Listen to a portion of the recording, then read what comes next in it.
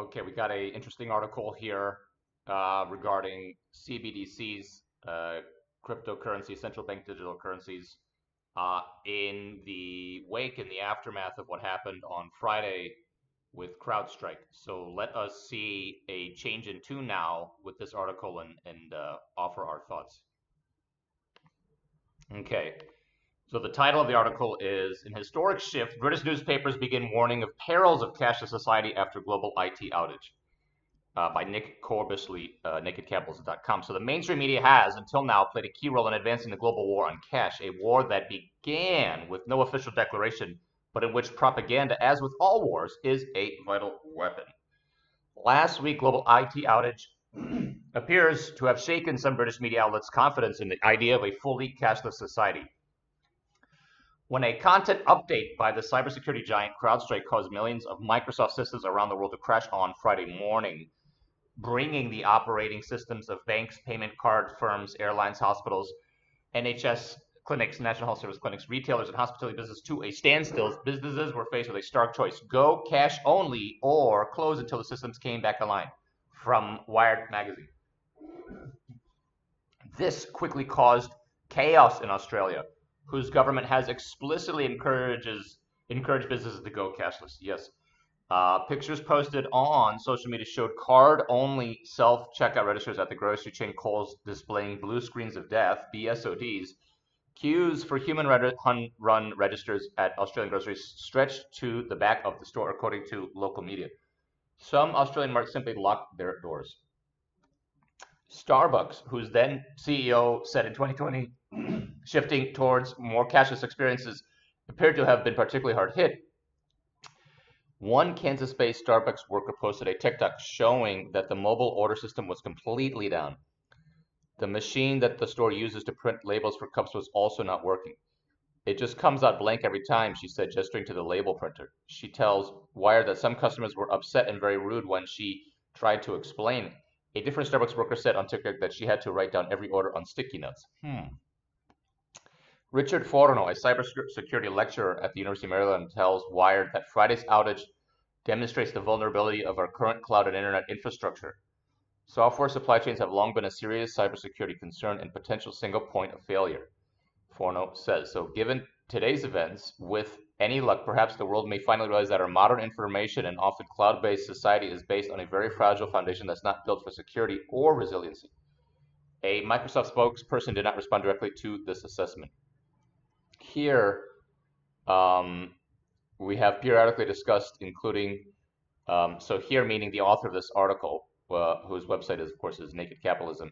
They have periodically discussed the hyperfragility of a tightly coupled IT-based society, particularly on the banking and payment side of things.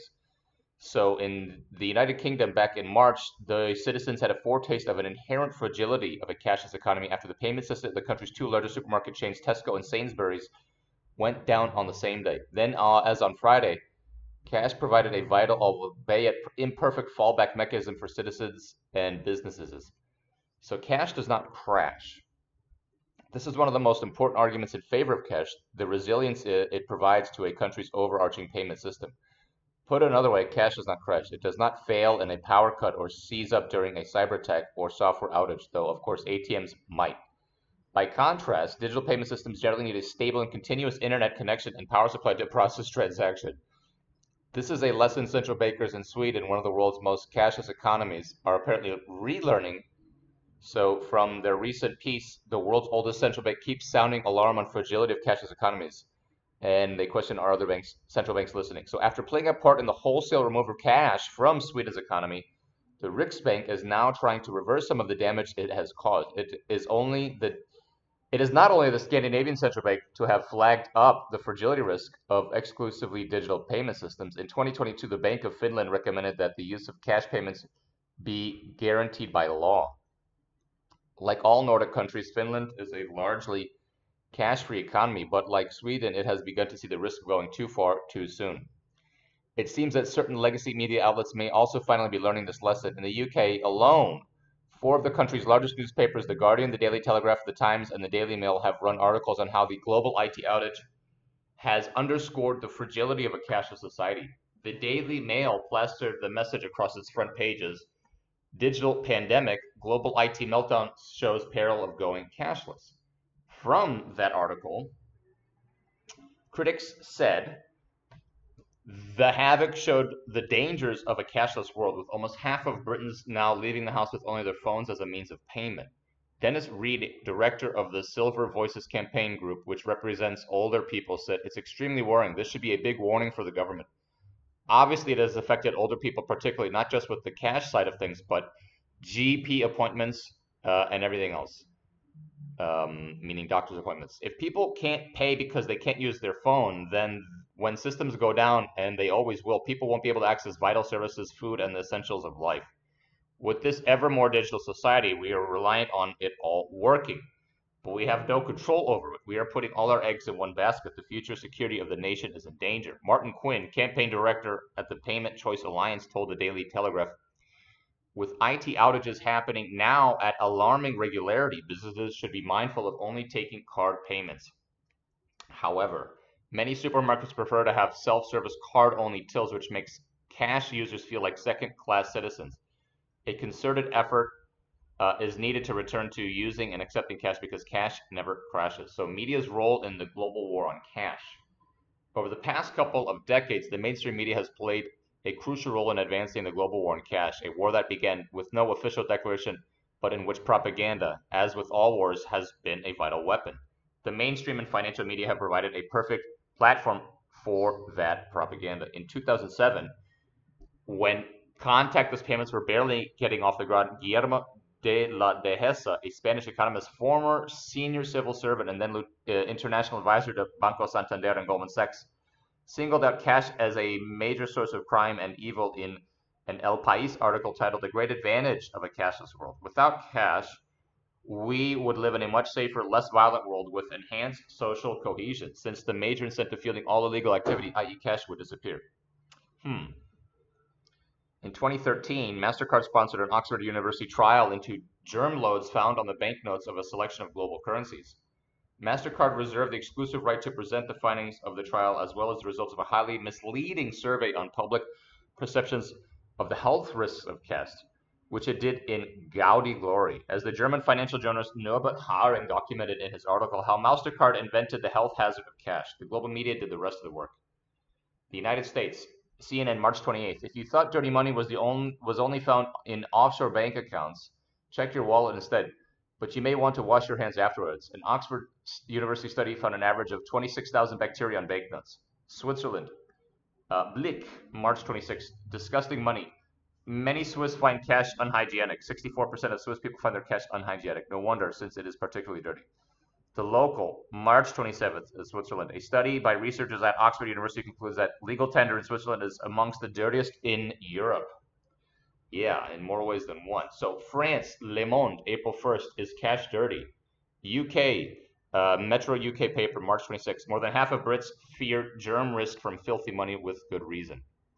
This was just a dress rehearsal for what was to come in 2020. At the very onset of the COVID-19 pandemic, when public panic was surging, a World Health Organization official responded to a question about whether banknotes could spread the coronavirus with a qualified yes.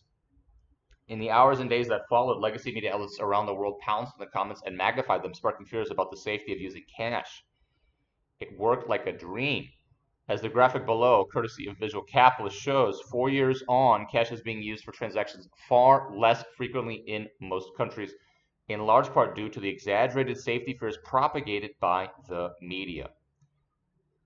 So, central bankers themselves have admitted that the pandemic played a key role in accelerating the mass abandonment of cash and adoption of contactless, mobile, and online payments. As the author and cash advocate Brett Scott notes, since the pandemic, the private sector has turbocharged its anti-cash drive. As big finance, big tech, and big retail have weaponized the public's temporary fear of physical contact to amplify the anti-cash automation agenda that they already had. But at the same time, the amount of cash in circulation has actually surged in many jurisdictions. When the pandemic began, central banks around the world recorded a sharp increase in cash withdrawal from ATMs, while at the same time registering a sharp fall in transactional usage of cash. Put simply, people still wanted cash, but often as a means of storing their money outside the banking system at a time of crisis. In some countries, including the UK and Spain, the use of cash has staged a moderate recovery in the last couple of years as people's priorities have shifted from largely manufactured concerns about hygiene during a global pandemic to making ends meet amid soaring inflation. But media outlets around the world have continued to churn out articles, columns, and op-eds demonizing cash and gleefully foretelling its imminent death. A recent op-ed in the Sydney Morning Herald declared in its title that cash is dead, only to then ask, why are we still pretending to use it? As if the 30% of Australians still using cash on a regular basis are just pretending. In September 2023, the Washington Post data department ran a more informative and less insulting piece titled "Paper Checks Are Dead, Cash is Dying, Who Still Uses Them?" So doubts setting in. But doubts appear to be setting in as the IT outages affecting payment systems become increasingly frequent and larger.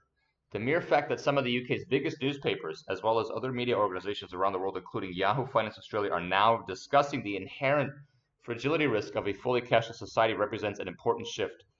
The Guardian, for example, reports that the CrowdStrike outage has shown the dangers of a cashless society, according to cash campaigners. There will always be outages, Ron Del Nevo, the chair of the Payment Choice Alliance, told the newspaper.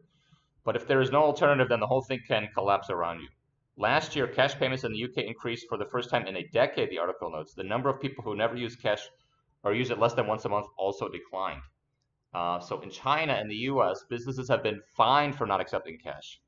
Okay, surprising in China. In the UK, by contrast, businesses can choose which forms of payments to accept and which not to. Del Nevo told The Guardian that the UK should have a law requiring all businesses to accept cash within certain parameters, as is already the case in my country of residence, Spain. Unfortunately, that is as unlikely to happen under a government led by Keir Starmer as one led by Rishi Sunak, both of whom are in thrall to the World Economic Forum's techno-tyrannical agenda. The Daily Telegraph's money editor, Johanna Noble, argues that people should ultimately have a choice about which payment method to use in each given transaction, while warning that the UK is clearly nowhere near ready to go cashless. And do we have to be? Does it have to be binary? Sometimes paying with cash at small shops, the Tooth Fairy, and car boot sales might be best, while in other circumstances, paying by card, getting consumer protection when buying goods or services will be better.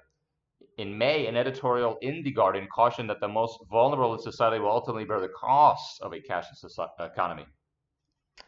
Cutting out cash hits the vulnerable hardest, according to a 2020 survey by the Financial Conduct Authority.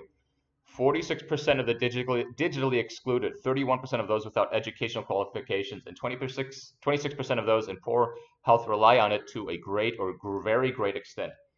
Mencap warned the Welsh Senate that people with learning disabilities can find it hard to manage money without cash.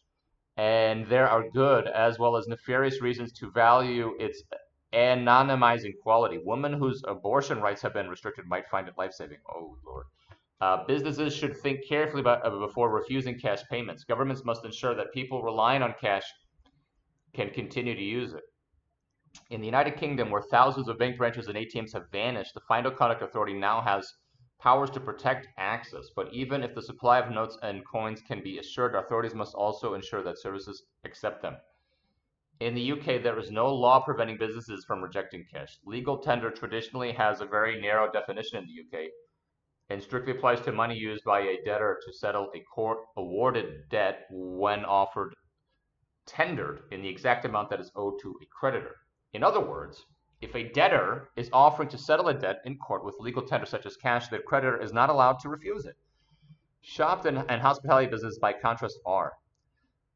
So, yes. So it says, that's a very interesting sentence. So many retailers, particularly in the more salubrious parts of towns and cities, have taken full advantage of this loophole, despite the discriminatory effects it has on the millions of people who still depend on cash, including the roughly 1.3 million who are unbanked. Whether retailers continue to do this following the global chaos uncorked by one U.S. tech firm's botched content update, remains to be seen. One thing is clear, United Kingdom citizens and businesses have had their fair share of warnings about the fragility of cashless economics. End of article. Right. So this is we've been warning about going cashless for several articles now, and the disappearance of cash, including this graphic here in the middle of this article, with a big drop-off in countries such as Nigeria and Thailand, who are embracing digital payments. And then you can see all the way on the far right places like in Australia and Norway. They don't have such a fast drop off year over year because they're already so low. So they're going from a small percent of society to an even smaller percent of society. Um, so the author of this article seems to be a UK citizen living in Spain, because most of this article is focused on the United Kingdom infrastructure and the law. But that last sentence about people's rights and all of these interest groups and activities and lobbying, if you will, then it points to the fact that it says here, legal tender traditionally has a very narrow definition in the United Kingdom and strictly applies to money used by a debtor to settle a court-awarded debt when offered tendered in the exact amount that is owed to a creditor. So, in other words, if a debtor is offering to settle a debt in court with legal tender such as cash, the creditor is not allowed to refuse it.